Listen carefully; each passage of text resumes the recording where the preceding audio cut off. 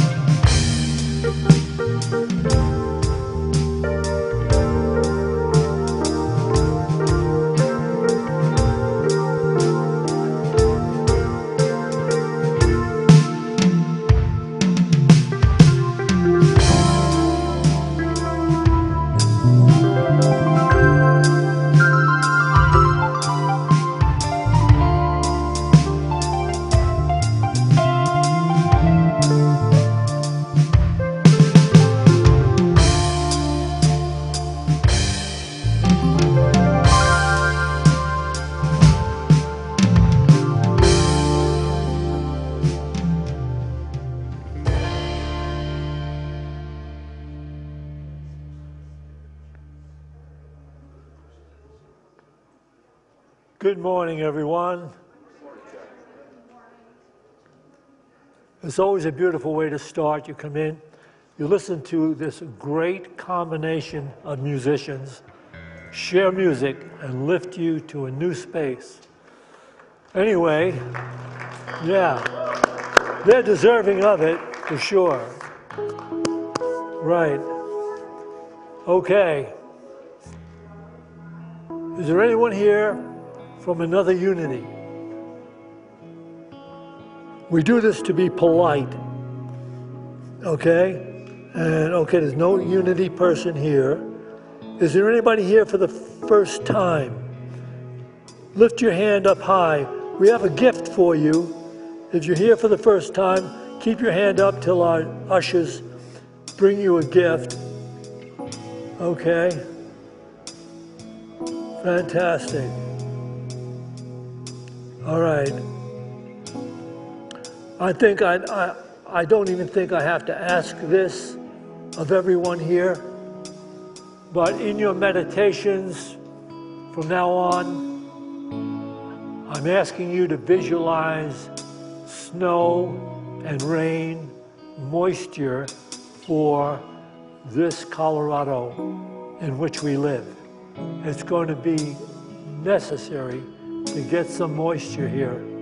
All right? So just keep that in your meditation. Always bring that up when you're meditating. And we have a great talk coming your way. Look forward to it.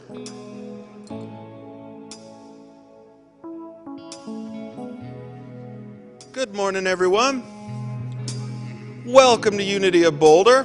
Everyone who's joining us here in-house, everyone who's joining us online, we love spending time with you each week.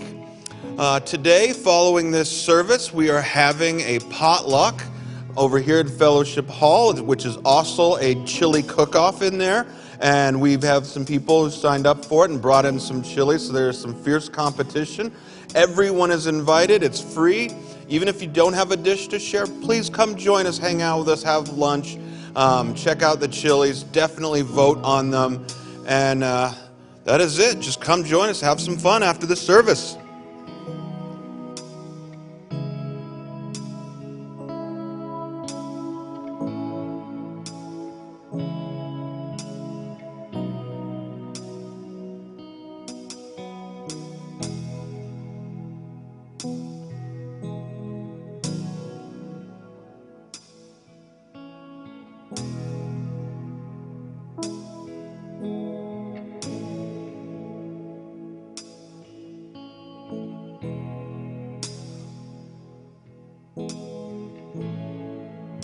Hello.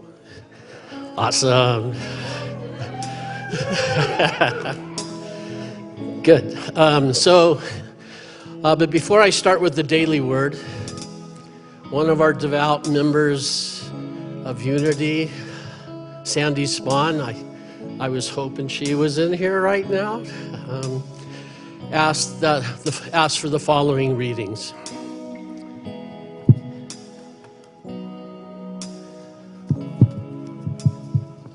Yes, I'm not as young as I used to be, so I need glasses. The first reading is by Gabor Mate in the Realm of Hungry Ghost. Not the world, not what's outside of us, but what we hold inside of us traps us. We may not be responsible for the world that created our minds, but we can take responsibility for the mind with which we create our world. The second reading is from Ernest Holmes' Science of Mind. This is from July 1953. Very relevant today. Believing in the divine destiny of the United States and in the preservation of liberty, security, and self-expression for all, I offer this, my prayer for my country. I know this is spiritual democracy shall endure, guaranteeing to everyone in this country personal liberty, happiness, and self-expression. Thank you, Sandy, for contributing to that. So the daily word is illumination. I walk with faith along the path of light. This is Sunday, March 1st. We got through February. When someone gets a flash of insight and makes a sudden realization, it is often said that the light bulb has gone off. It is no surprise that growing in understanding is likened to light, which brings brightness and clarity to what was once obscured by darkness.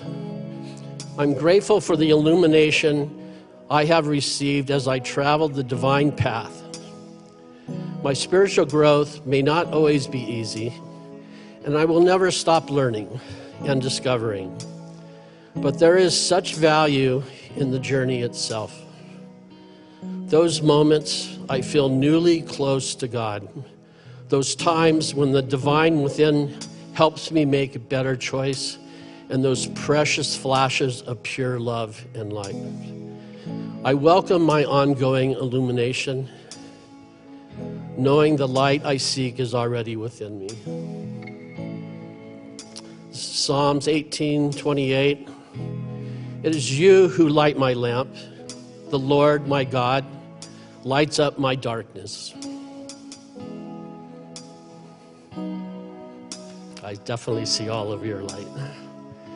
So please join me in saying the affirmation for Unity of Boulder. Unity of Boulder is a radiating center of the Christ light within us, mighty to attract its good and to radiate good to others. Thank you very much.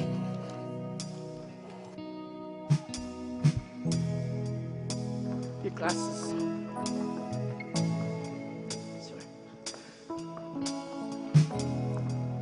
Good morning, everyone. Welcome to Unity today. We're just going to come into the presence of this room, and it's a time for a call for prayer. If you have any friends or family members that are facing a challenge, this is a time for us to align with our highest Christ consciousness selves and connecting with their highest selves and seeing them coming back to the balance, to the wholeness that lives within them. We do this by just seeing them well, mind, body, and spirit. But you can write their names down, and our prayer partner, Lisa, will come down and collect the names, just the first name. We don't need to even know what the issue is. We know that Spirit knows what they need before they even ask. But just to put it in and to be a part of this, and then she'll bring it around, and it will stay with us for 30 days, being prayed over here at Unity of Boulder, and then sent to Silent Unity for another 30 days. But we like to sing this song to leave the world outside these doors, and we invite you to sing with us. They say to sing is to pray twice.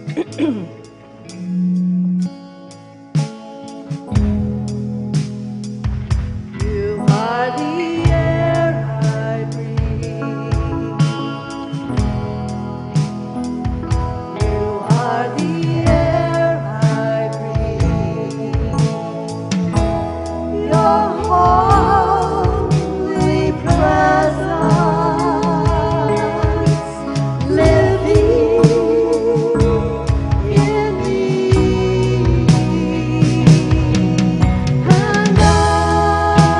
I'm grateful for you.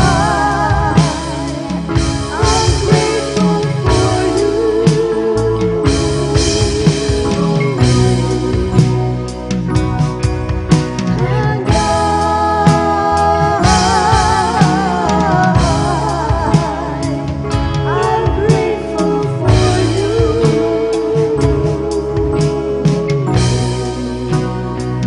So grateful for you.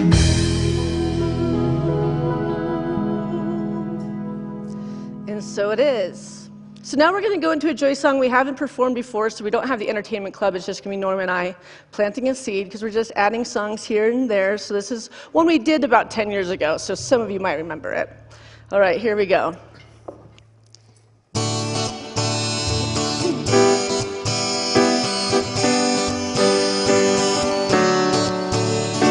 You can stand, though. It's an easy one to pick up.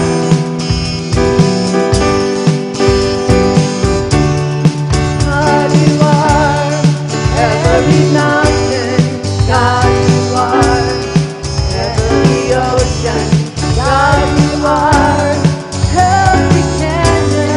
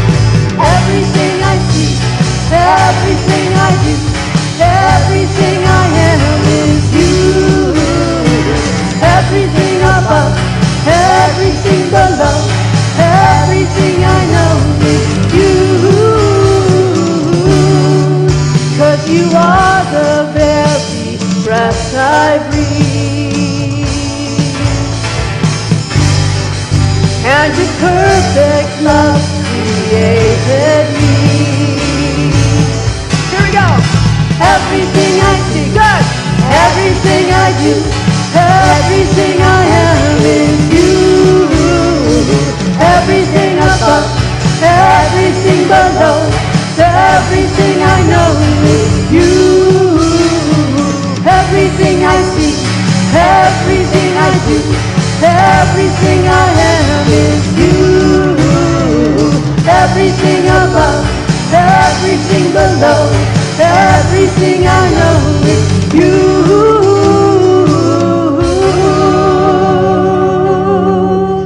Nice singing. While you're standing, let's say thank you, God, for this beautiful day.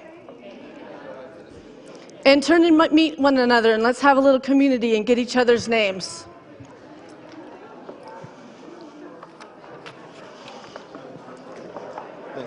Thank you, God, for you.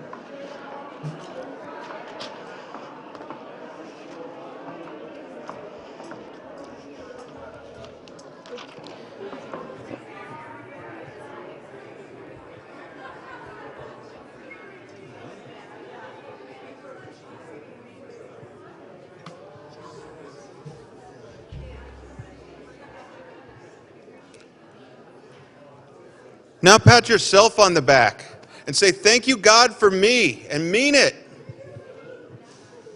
All right, now I'd like to welcome to the stage today's special musical guest. We've had them here before, but it has absolutely been a little while as they're coming on up here. Coming up first here, we have Lavinia and we have Eleni, collectively known as the Sisters of Light. And so, Sisters of Light, give them what you got. Welcome back. Thanks, Mike.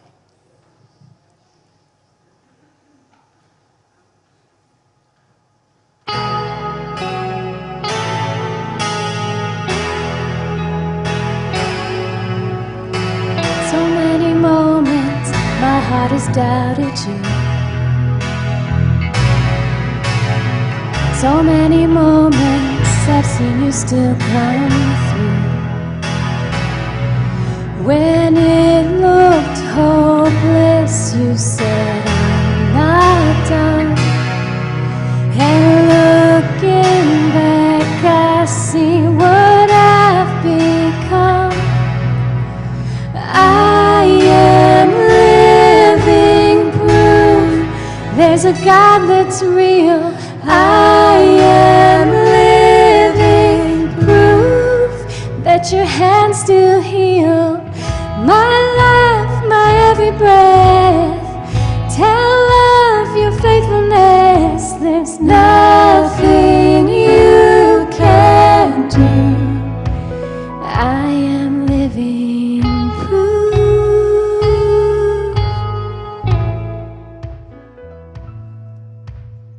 So many reasons, so many miracles. So many times you've done the impossible. So in the shadows, give me eyes to see the power of heaven still alive in me. I am living proof there's a God that's real. I am living proof that your hands still heal. My life, my every breath, tell of your faithfulness. There's nothing you can do. I am living proof, yeah, that mountains can't be moved, that lives can be made new. You're always breaking through. I'm living proof that you make no mistakes.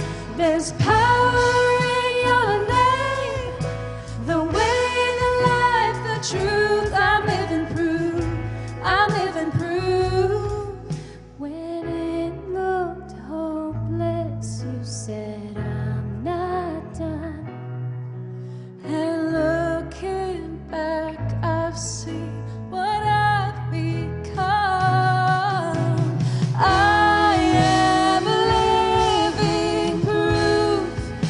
There's a God that's real. I am living proof that your hands still heal my life, my every breath. Tell of your faithfulness. There's nothing you can't do. No, there's nothing you can do. I am living proof. I am living proof.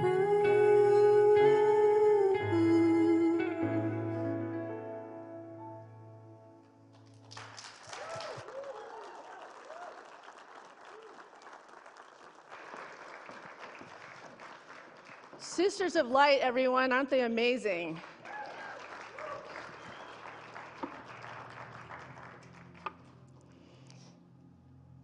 Living proof. I think that's what we're kind of working on in this Lenten season right now. Today, my talk title is The Silent Yes of the Soul. But I'm going to first go back a little bit to review what we talked about last week, which was the journey of going into the sacred wilderness of belief systems that are no longer serving us and limitations. And we're referring to it when Jesus was taken into the wilderness in Matthew 4, where he was guided into the wilderness by Spirit, but was met with the devil, which we never talk about the devil in Unity. But what we were examining is what is the devil and what is evil in Unity. And what it is, it's the carnal mind. It's the senses. It's that sense that we're trying to settle this inner worry, these inner tribulations, these inner limitations with the things of the world, of the things of the senses. And Jesus was led in by the Spirit, but we don't really realize that in the story. That Spirit led Jesus into that space for us to face our shadows. Because the shadows are the things that kind of have a life in us without us really consciously knowing it, right? So the shadows are low self-esteem or old stories or a tragedy that happened in our life, and we're living from a place of brokenness or instability or fear or just a lack of good judgment because we're fragile. And we haven't been willing to go into the wilderness and be with these cuts, to be with these fragmented parts of ourselves that are not whole, that need to be visited. It's kind of what Lent is about. That's why it's a fast. And the fast can be many things. Fasting from food or fasting from alcohol or drugs. But for us, it's a consciousness process. It's a... Huh? Sugar. Okay. So it's that process of being with. We're kind of a think and have society. We want to think and manifest a different way. And when we're on a journey where the Christ potential's within us, we're not seeking a God that's outside of ourselves, we have to really turn into our own prayer and meditation practice to start to reveal unto oneself what is our truth and who is this Christ Spirit within us, right? So this Lenten process, the fasting is about taking away the things that are a smokescreen, a thing that we can rely on to kind of quickly make us feel better, but in the end feel worse because we're trying to do an instant gratification thing versus allowing ourselves to have these 40 days for a resurrection, for a new birth in our own lives.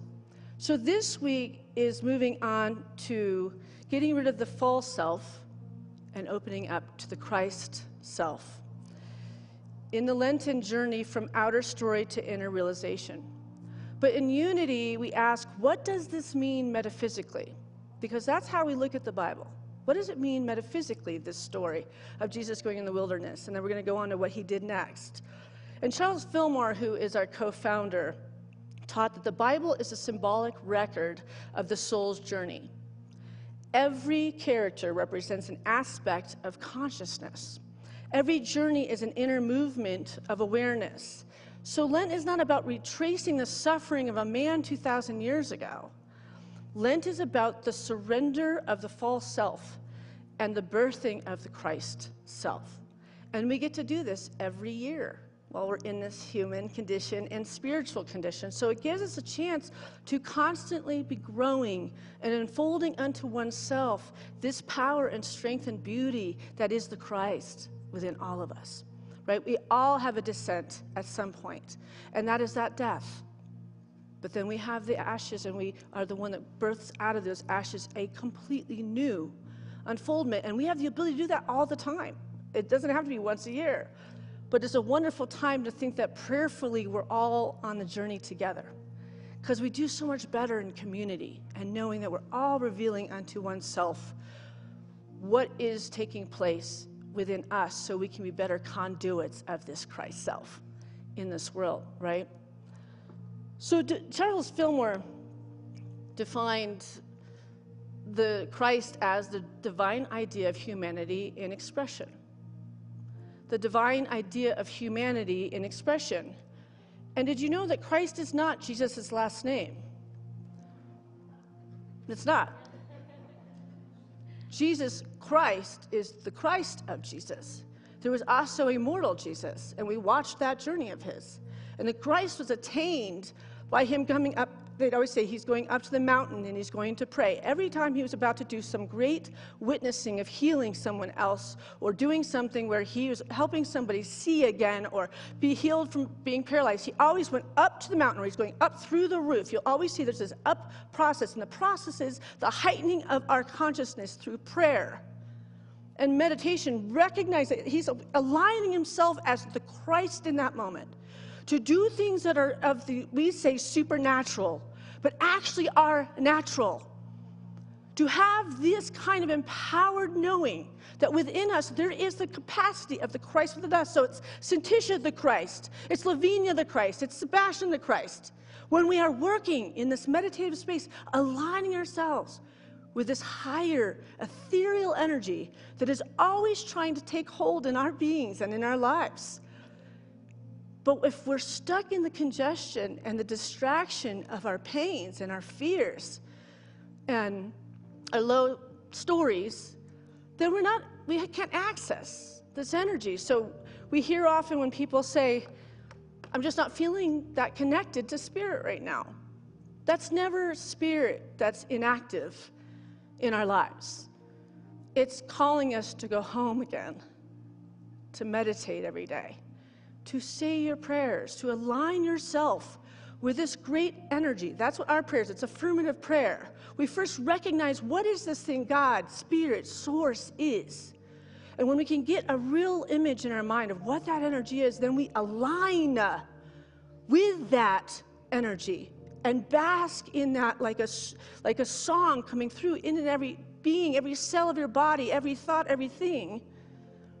And then in that alignment, we affirm something for ourselves. A clearing of an illness, a healing of a relationship, a divine guidance towards a job. And we hold it, and then we see it as a realization that this is already being taken hold in the higher ethers of this energy.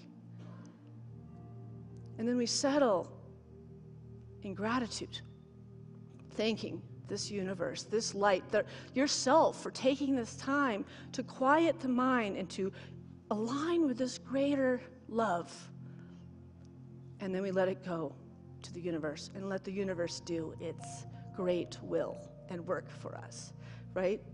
So this is that journey. It's taking more time in that silence. It's taking more walks in that nature, right? You've seen that every week I've been having water playing in the back of the wall because we need water. We need to see the visual energy of water coming into our state and many states in this country. But also in the Bible, water symbolizes emotions. So I also have it because we're in a time right now where we're supposed to visit our emotions. So we can really take to task what it is that we're harboring, what we're saying to ourselves, what we're feeling about a situation. and coming back to some affirmations. So the second Sunday of Lent calls us into a deeper awareness. Who am I if I am not my history? Who am I if I am not my fear? Who am I if I am not my limitations? Right? I will have people talk to me and tell me that they're very concerned about one of their children. And their kid is going down a path that they're very worried about, and is probably at an age where we don't really have a whole lot of a say about that phase in time. And my parents, before they even had me, kind of took on nephews and nieces of their siblings because they had some issues, and Jack and Norma were kind of there to like reform these kids. And my mom would say, we could see the limitation in this child because they were coming and bearing it and showing it with this weight. But what they would do is just see them whole, see them as joy, see them being the age that they are and playing with other kids, seeing and manifesting other friends coming into their life that would be wonderful influences, seeing homeostasis taking back into these little people's lives because they were young kids before I was here. And they ended up being beloved by cousins of mine that are older than me because they were willing to, with no money, poor as could be, but they just had this depth of understanding that we're much more powerful than we know. And we can see our kids back to this homeostasis when we feel so out of control. And also, again, we still have to let it go to God. And yes, still something tragic could happen. But to at least have that effort that's of the ethereal, of the spiritual, of the language in the part of us that has been with us many, many lifetimes. Anchoring in that knowing and realizing that just this physical part is temporary, right? So the answer is always, I am the Christ in expression. So are our children that are struggling. So are our friends. So is the imbalance in this world. We are in a great changing time right now. But I can feel the hope. I can feel it. There's a palpable feeling that something wonderful is about to take form. But we're watching the decline. And we've been watching it for a very long time. But it also represents our consciousness. We have to go into the place where we are still living in a decline and start rebuilding in an empowered place of knowing this Christ potential and living it, truly, to be the adversaries for others. So in Luke 9:51, it states that Jesus, he set his face to go to Jerusalem. This is after he went into the wilderness. He set his face to go to Jerusalem. It marks a conscious spiritual decision, not drifting toward fate, but choosing alignment with divine purpose. In the revealing word, which talks about metaphysically what is Jerusalem, it says this: Jerusalem is the habitation of peace, the spiritual center in consciousness. In people, it is the abiding consciousness of spiritual peace. When we go deep into the silent recesses of our beings, we realize a stillness and sweetness beyond expression. So, turning towards Jerusalem is a consciousness. It's the habitation of peace. So it's a wonderful opportunity to invite ourselves to address these things that we found in this last week while we're in our fasts of some kind of our consciousness. Maybe it's a heartbreak, or it's just a lack of feeling motivated or wanting to change jobs or whatever, to move towards Jerusalem, to the habitation of peace within oneself, to now visit this place, feeling that holiness of this habitation of peace within oneself instead of judging ourselves or fighting up against something that's not been serving us, and finally letting it just kind of be with us in a habitation of peace and a sense of love of oneself while we're visiting this energy. Loving ourselves as we're facing some of these battle wounds that have kept us living small and distant from the potential that we were put here to do and be as a great child of this Christ light. And a great peace is there. In Philippians it says, peace of God which passeth all understanding. The peace of God which passeth all understanding. This is the point in consciousness where the spiritual energy of life is strong enough to vitalize adjacent body substance. The substance is physically a nerve center just back of the stomach, so that's where we'll feel it when we're adjusting this energy, because our body and our mind and our spirit are all connected. But it's also a point in consciousness of this spiritual depth that is waiting to be revealed unto you. So Jerusalem is not merely a city. It is a decision. It is an inward turning. It is the moment we stop wandering and start aligning with the habitation of peace. How do you think that Jesus started walking towards Jerusalem in the reality of what he was facing there? He must have had a lot of fear, because he was about to come up with all the turbulence that was going to end his life, and then he was going to show us the resurrection. But he turned to Jerusalem, and he became one with that habitation of peace, even in the face of fear, even in the face of people so up against him. Because he wasn't going to prove who he was. Last week we talked about that. Because in that wilderness, when Jesus went in there, the devil kept saying, you need to prove who you are. You need to prove who you are. Show me that you can do this. Show me I can do this miracle. And he said, I don't have to prove what is already me. The word of God is my words. I live with this unbelievable knowing that at the core of who I am is perfection. And so he said, cast away, Satan. And the angels came and surrounded him and lifted him up. And then the next thing we know, he looks towards Jerusalem, ready, empowered, and knowing his innate birthright. Just as it's our innate birthright to come up over the discord, the dissension, the distractions.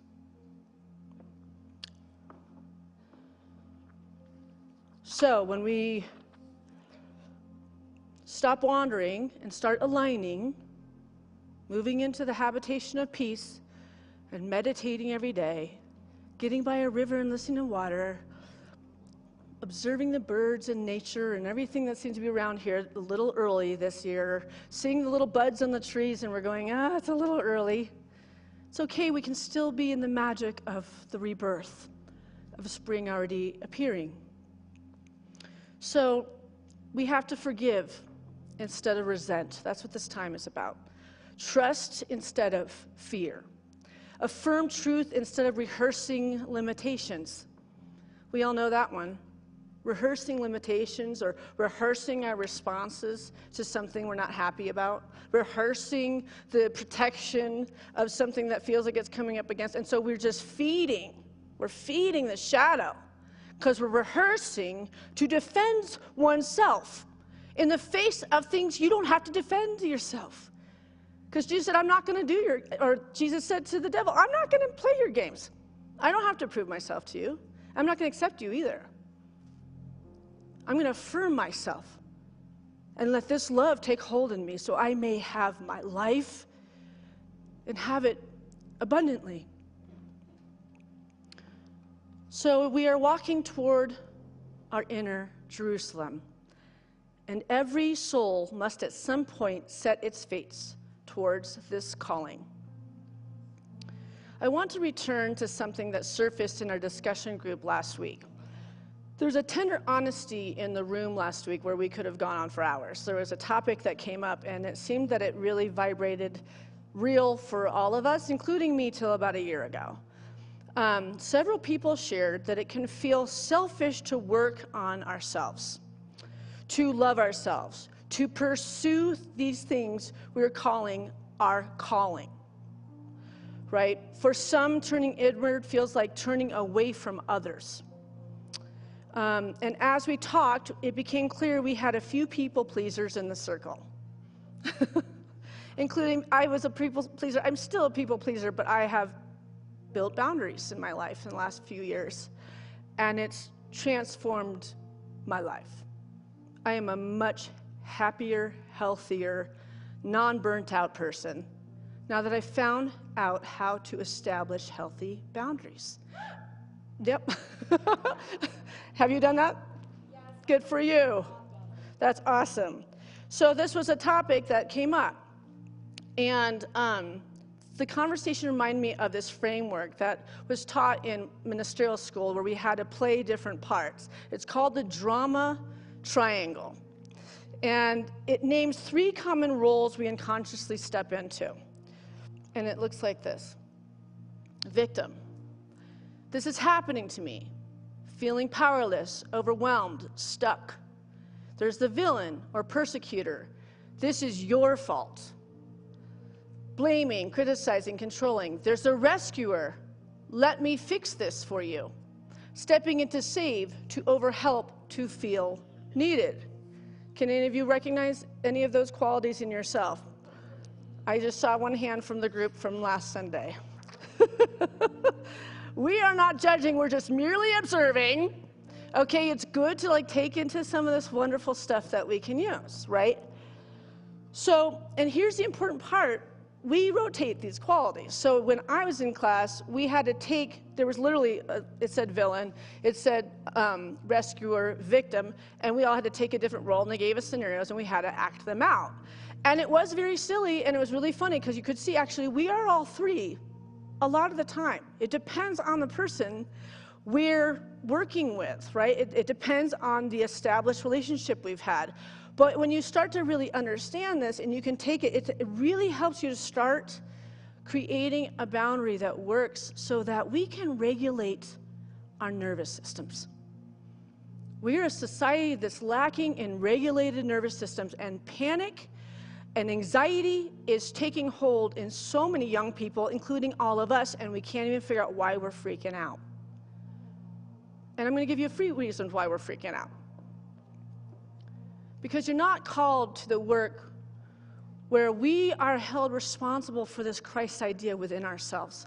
We create the measure of how much we're going to come up spiritually. We're not praying to some separate God that is going to give favor to us in some way and then some distant heaven that we're going to go to. It is our responsibility to create heaven here in the midst of us, as Christ said we could. But that also means we have to really watch how we speak to ourselves, how we speak to others, how we think about ourselves, how we think for others, how we are expressing within oneself and outside of ourselves. And so to lessen the panic and to be able to regulate your nervous system is to see when you fall into these traps. When in the Course in Miracles says you have to take the holy instant and stop reacting in the moment. Giving ourselves that holy pause to sleep on a decision, to meditate on a decision, to walk in nature. And if you don't get a divine inspiration, don't act on it. This think and have to produce and have to be, it's like living in this emergency that is not real. But that panic is based on the human condition right now. And we're all empaths. You're not called to this work if you're not an empath. So you're feeling that subtle vibration of the offness of this world. And so there's a lot of just trying to fix things quickly. And it's not the quickest thing to fix. The only thing we really can fix is ourselves, and heal ourselves, and know ourselves, and really and truly, finally, love oneself. And when you love yourself, that is the love of God. So in leadership and in spiritual growth settings, we are invited to step out of that triangle and into something higher. And it looks like this. Victim becomes creator. Persecutor becomes challenger. Rescuer becomes coach. So do you hear the shift in that? A creator says, what can I choose now? A challenger says, I will speak truth without shaming. A coach says, I believe you are capable. I'm putting the power back in your eyes, because what a limitation when we see people as broken And we keep trying to fix them. You realize we're broken because we're seeking to fix others because we don't want to look at the stuff we have to fix in ourselves. Right? Watch how this all works. It's a very interesting thing. And this is where our conversation about people-pleasing comes in, because sometimes what we call kindness is actually rescuing. And rescuing can quietly carry a hidden belief. They need me. They can't do this without me. It's my job to fix this. But if we see others as spiritually whole, if we believe the divine lives in them too, that is when we're letting go of the false self and moving into the Christ self. Because Christ would say, do you want to be healed? They would reply yes, and he'd say, take up your mat. He didn't heal them.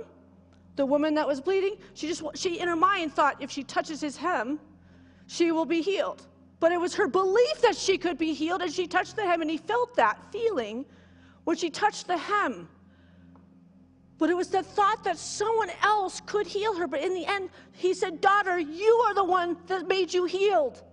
You are the one. Your belief is what made you healed. Jesus always brought it back to you. There is no separate Jesus Christ. That's our access to God. The Christ is us. And he's showing that when we move into this higher consciousness, we don't have to break down and show our sins. That's just shaming ourselves some more. We don't need any more guilt or shame. We need to remember who we truly are. I'm running out of time, man. I got a lot of sermon here. Got to figure out how to wrap this up. So today I was going to weave this in, and I'll bring it in the next week's talk.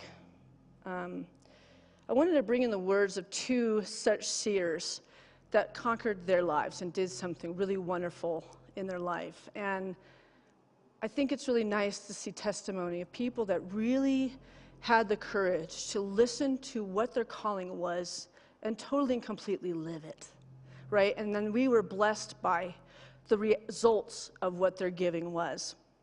So I was going to weave in Edgar Cayce and Dr. Jane Goodall. They stood in very different fields. One a mystic and spiritual teacher, the other a scientist and conservationist. Yet both spent their lives listening deeply. Both devoted themselves to understanding life, its origin, its purpose, its continuity. And near the end of their earthly journeys, each offered reflections not rooted in fear of death, but in reverence for life here and beyond. Jane Goodall was on a show, I don't know if you've seen it on Netflix, and it's titled Famous Last Words. And it's a new show that's come out where they meet with people before they're about to pass, and they record a whole hour of their last sharing of their whole life, the last words for us to all be blessed with. And then they hold on to that tape until they pass on, and then they get to share it. So they can be really raw, because they might share some things that they wouldn't really want to say while they're still going to have to face the ramifications. Of a really neat show. But why am I bringing the voices into Lent? Because Lent is not merely about historical remembrance, it is about transformation. Jane Goodall did a young woman with no formal scientific degree at the time, no institutional backing, only a deep love for animals, and an inner yes she could not ignore. She did not drift into Tanzania and set her face toward it. Calling is not accidental, she said. It is alignment. So she used some really special words, and I want to get to that. It's many pages on here. Okay, first I'll go into Edgar Cayce. Edgar Cayce, who was a mystic, and his message was, he said, I didn't bring these messages to you. It was God. He was just an open channel in a sleep state where he could ask about issues that people are facing physically, mentally, and spiritually, and he'd go in a sleep state, and he would have these channeled moments where he would share where they could get the herbs, where they could get the things, and he healed many, many thousands of people. He's the only proven psychic ever, and he made no money doing it, right? So he was a true mystic, and he had things he wanted to share. Activating divine imagination. He says one of the things that you have to do is to activate divine imagination. So you know how if you think of like children, they're always imagining, even people. They're like playing with actual people that we can't see. And who knows if they're actually imagining it. But imagining divine intelligence, imagining what it is you actually really want, and believing you can have it. Like really believing you can have it. And then thanking God that you already do, so that you live in a vibration of the receiver of this wonderful life that you've just imagined because it's in you, because the seed is already in you. You wouldn't be able to imagine it if it wasn't already you in expression, right? So Edgar Cayce, when the field is cleared, what is possible becomes visible for all souls, is what he said. He said this: every soul is on a journey back to God. Jesus showed the pattern of spiritual evolution. The resurrection symbolizes the awakening of the divine nature within each person. Humanity can overcome death, meaning spiritual ignorance, material attachment, and separation from God. If Edgar Cayce were to look back upon the life he lived, he would speak to the fact that he gave about thousands of readings, or the prophecies he gave. He would speak about the purpose we all have. He would remind us that the soul comes into the earth with intention. There is a divine point of everybody's life. And so we're really here to find that calling, what that actually is. And when we do, nothing can stand in our way, because there's a soul commitment in this calling of ours. He spent his life saying that we are spiritual beings learning to express divine love in material form. That every experience, joy, suffering, success, failure, is an opportunity for soul growth. And as his reflections might sound something like this, he said, I came not to be extraordinary, but to be faithful. The gift was never mine, it was God's. The work was never about predictions, it was about awakening the hearts of humanity. You are here merely to survive. You aren't here merely to survive your years. You are here to know yourself as a child of the living God. And then we'll close with what Jane Goodall said. Each and every one of you has a role to play. You may not know it. You may not even find it. But your life matters. And you are here for a reason.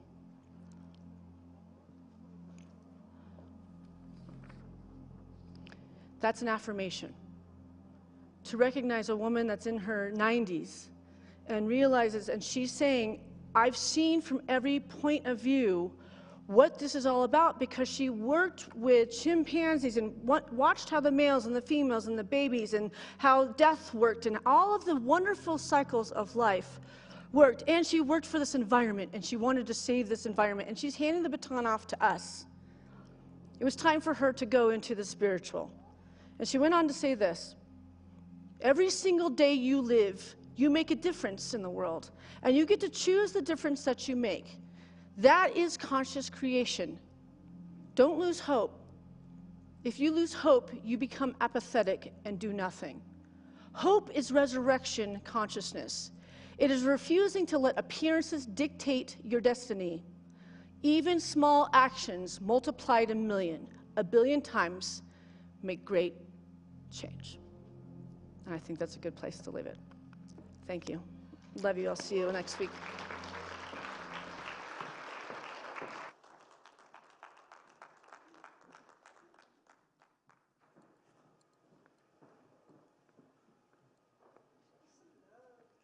Once again, we realize we're in the right place at the right time to receive the right information, to move forward in our own consciousness.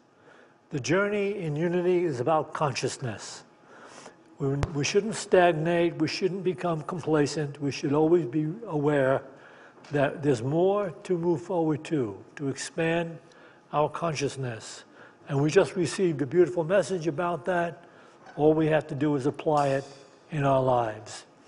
Now we have a chance to give back, to support Unity of Boulder, people tuning in, watching this on the screen, I say to you, you're tuning in because you're seeking insights into your life and how to live life more effectively. Well, you couldn't do yourself a better favor than to support Unity of Boulder financially. So I say to all of you, thank you, all you that do support Unity of Boulder, the recurring tithers. You allow us to understand how much we have to go forward and work with. So thank you all for your recurring tithes, and those of you that give generously anyway, I want to say thank you to all of you. Now, right here, we can bring into our hands that gift we'd like to make to Unity of Boulder, and we can bless it with this offering prayer. Divine love, through me, blesses and multiplies all that I have, all that I give, and all that I receive, because I give. And so it is. Thank you. And we have the Ladies of Light to share their music with us once again.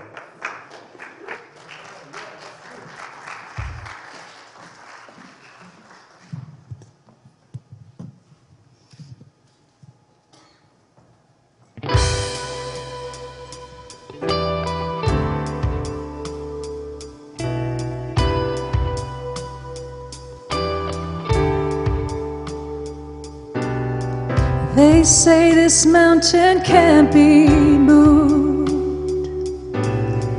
They say these chains will never break.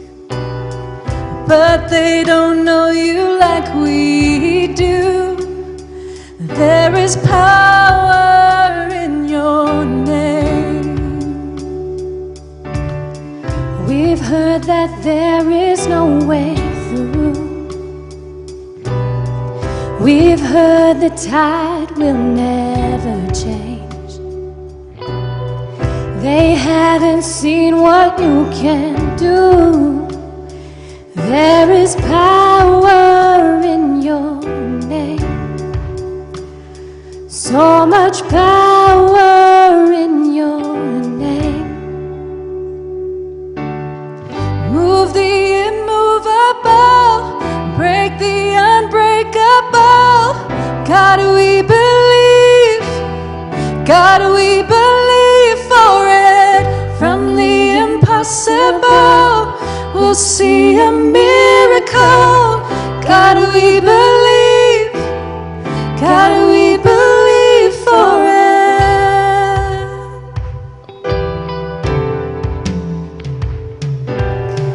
We know that hope is never lost. Oh, for there is still an empty grave. God, we believe no matter what, there is power in your name. So much power in your name. Move the immovable, break the unbreakable. God, we believe. God, we believe for it. From the impossible, we'll see a miracle. God, we believe. God, we believe for it. Hey.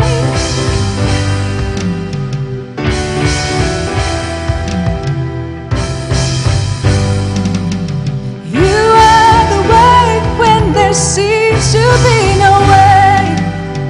We trust in you, God, you have the final say. You are the way when there seems to be no way. We trust in you, God, you have the final say.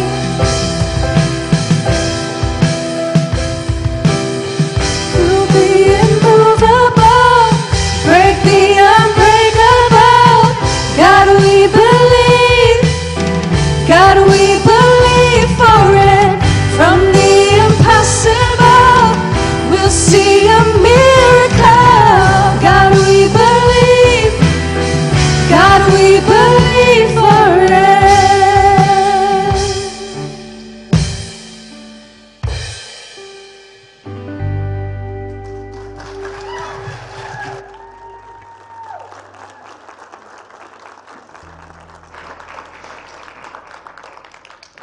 Okay, well, there will be no discussion group today because we're going to go right into the fellowship hall and have a potluck together. But let's come in and let's circle around these pews and hold hands. And let's sing Let There Be Peace on Earth, because we know we need peace on earth.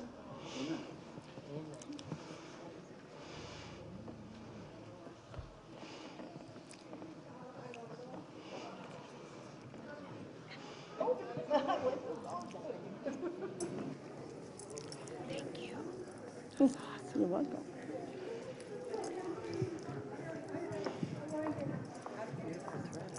Yeah.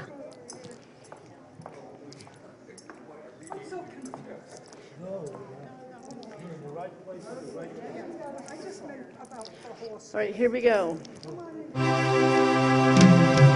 Let there be peace on earth, and let it begin with me.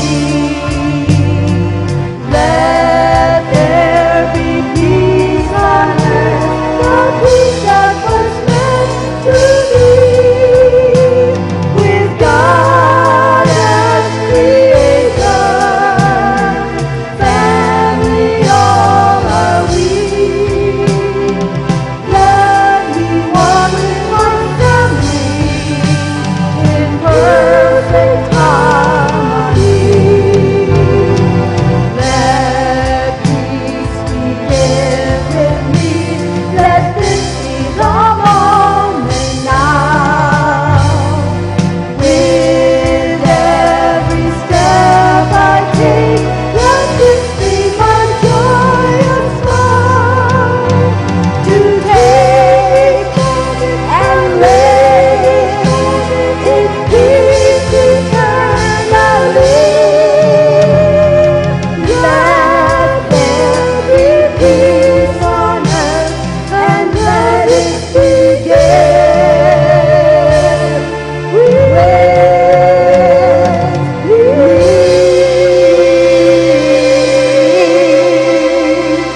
All right, now let's release it and let's let it go. I release and I let go. I let the Spirit run my life, and my heart is open wide. Yes, I'm only here for God. No more struggle, no more strife. With my faith I see the light. I am free in the Spirit. Yes, I'm only here for God. I release and I let go. I let the Spirit run my life, and my heart is open wide. Yes, I'm only here for God. No more struggle, no more strife. With my faith I see the light. I am free in the Spirit. Yes, I'm only here for God. Let's hear you. I release.